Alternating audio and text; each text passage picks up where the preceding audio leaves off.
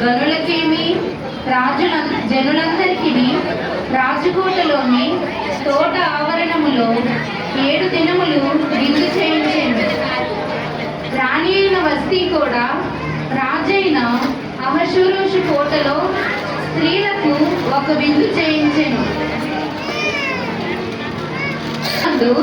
రాజు ద్రాక్షారసము త్రాగి సంతోషముగా ఉన్నప్పుడు కూడి వచ్చిన జనములకును అధిపతులకును రాణి అయిన వస్తీ యొక్క సౌందర్యమును కనపరచవలనని రాజు కిరీటము ధరించుకునిన ఆమెను తన సన్నిధిని పిలిపించమని ఆజ్ఞాపించెను.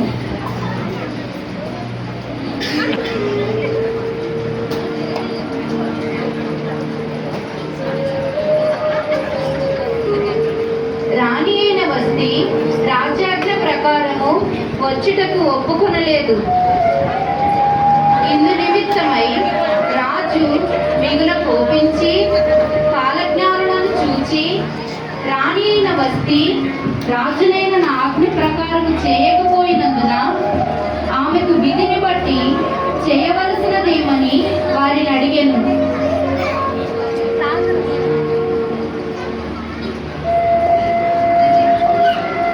రాణి అయిన వస్తీ రాజు ఎడల మాత్రమే కాదు, రాజైన అహష్వేరోషు యొక్క సకల సంస్థానంలో నుండి అధిపతులందరి ఎడలను జనులందరి ఎడలను నేరస్తురాలు ఆయను గనుక మీకు సమ్మతి అయితే రాణి అయిన వస్తీ తమ సన్నిధిని ఇకను రాకూడదు, మరియు మీరు వస్తీ కంటే యోగ్యురాలిని రాణినిగా చేయవలనని మెముకాను సెలవిచ్చెను.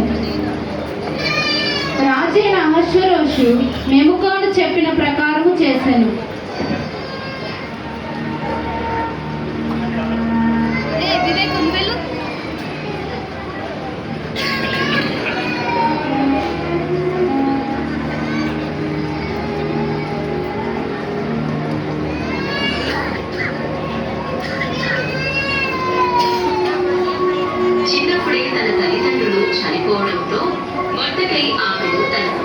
స్వీకరిస్తాడు.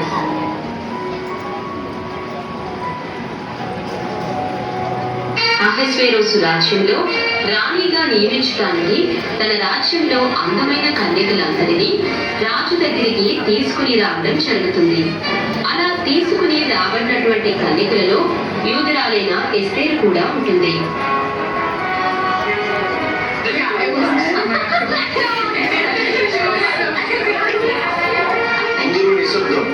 మహారాజు గారు ఇచ్చేస్తూ ఉన్నారు.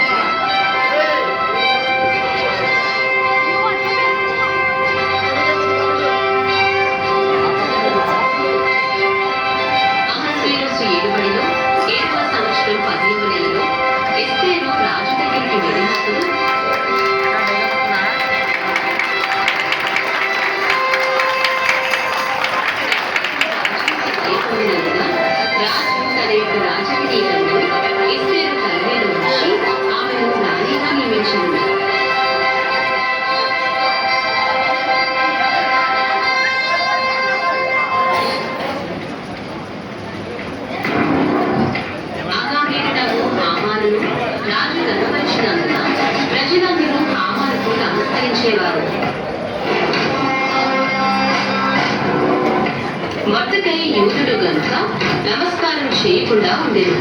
అది హామాను చూచినప్పుడు బహుగా కోపగించి మొర్దెకై ప్రాణం మాత్రము తీయుట స్వల్ప కార్యమని ఎంచి యూదులనందరినీ సంహరించుటకు ఆలోచించెను.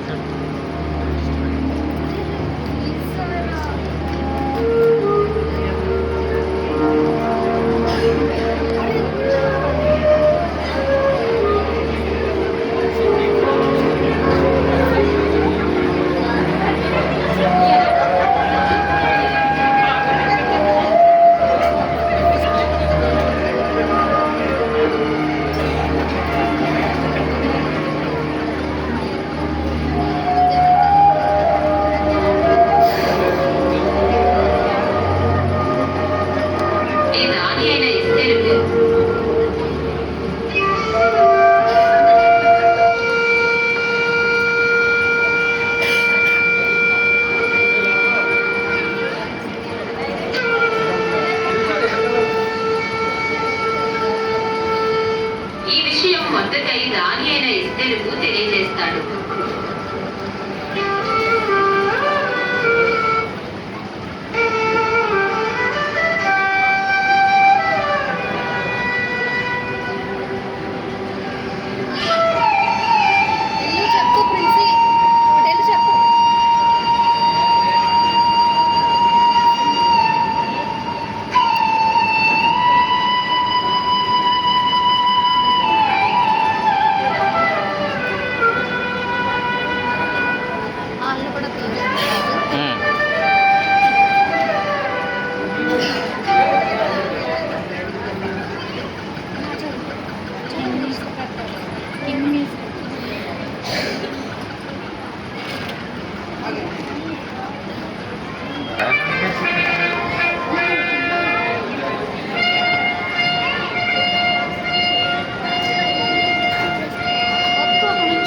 మూడవ దినమందు రాజు సన్నిధి యొక్క ఆవరణములో రాణి అయిన ఎస్తేరు నిలిచిండుట రాజు చూచి ఆమె యందు దయ కలిగి తన చేతిలో నుండి బంగారపు దండెమును ఎస్తేరు తట్టు చూపెను.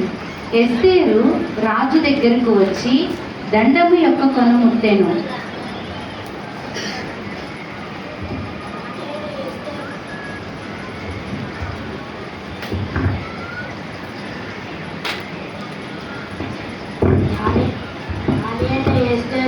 మీకు ఏమి కావాలని?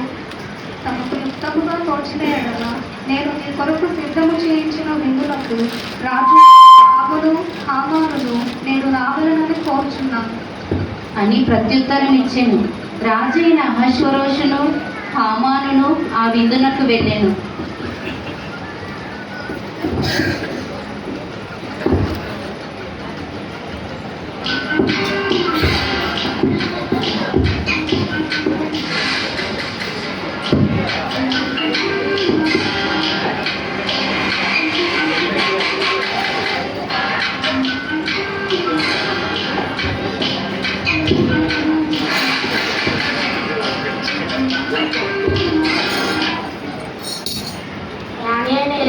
నీ విజ్ఞాపన ఏమిటి?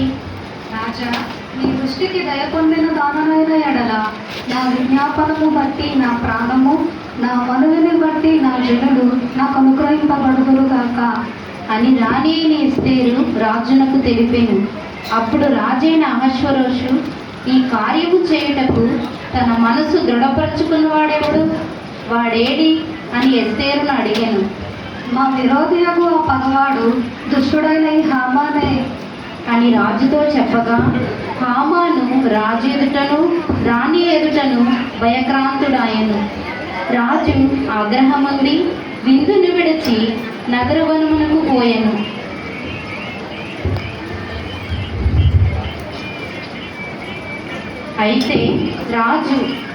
అయితే హామాను రాజు తనకు ఏదో హాని చేయనుద్దేశించినని తెలుసుకుని రాణి అయిన ఎస్తేరు ఎదుట తన ప్రాణము కొరకు విన్నపము చేయుటకై నిలిచెను.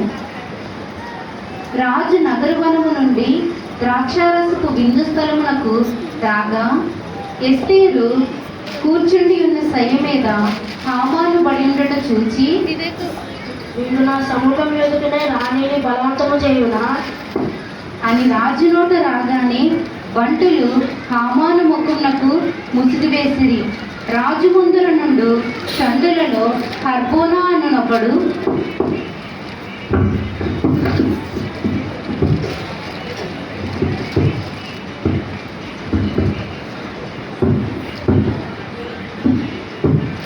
ఏలినవాడ చిత్తగించు, మర్దగైన ఉరితీయటకు హామాను చేయించిన 50 మూరల ఎత్తుగల ఉరికొయ్య హామాను ఇంటి వద్ద నాటబడి ఉన్నది. దాని మీదే వాడిని మృత్యువు చిత్తం మహారాజా అని ఆజ్ఞ ఇచ్చెను. కాగా హామాను మొర్దుకైకై సిద్ధము చేసిన ఉరికొయ్య మీద అతనినే ఉరితీసిరి. తరువాత రాణి అయిన ఎస్తేరు రాజు పాదముల మీద పడి హామాను రాయించిన తాకీదులు రద్దు చేయమని మనవి చేసింది. నా జనుల మీదకి రాబో కీడును నా వంశము యొక్క నాశనమును చూచి నేను ఎలాగూ సహింపగలను? రాజు మొర్దుకైకి ఇలాగు సెలవిచ్చెను. యూదుల పక్షమున తాకీదులు రాయించి నా ఉంగరముతో దానిని ముద్రించు.